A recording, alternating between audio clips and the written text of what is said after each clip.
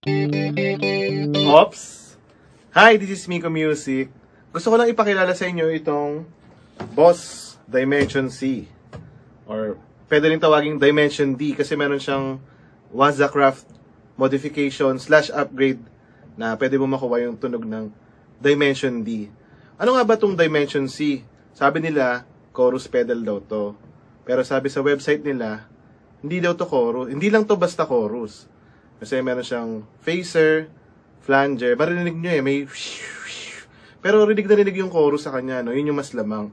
Pero hindi natin mapagkakaila na may mga kasama siyang ibang modulation effects.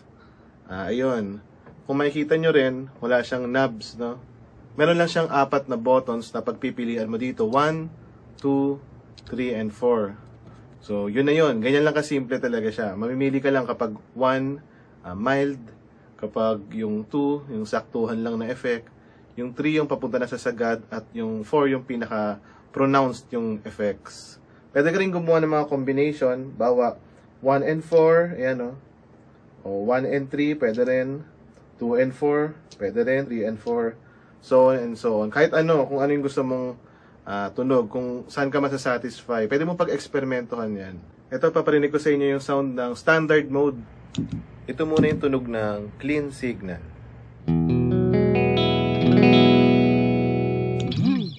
Ito yung number 1.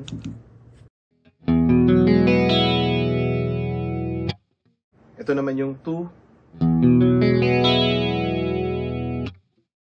Ito naman yung 3.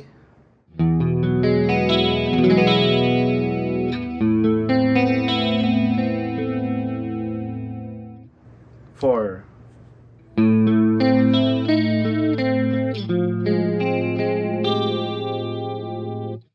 Ito naman yung combination ng, hindi ko na lalahatin pero parinig ko lang sa inyo yung combination ng 1 and 4. Sige, try natin.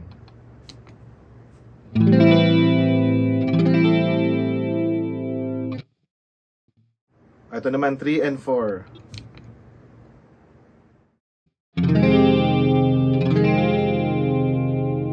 Sige, dito naman tayo sa SDD320 o yung Wazacraft modification. Dimension D. Ito yung 1.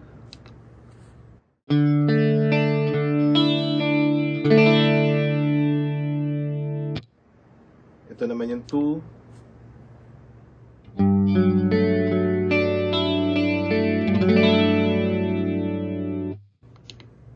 Ito naman yung 3. Ayan, lumalakas na yung effect.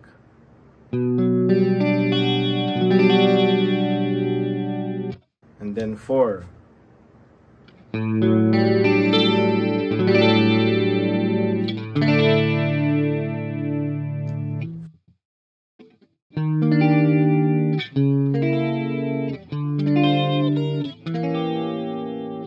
So, yun. Mabilisang sound demo lang.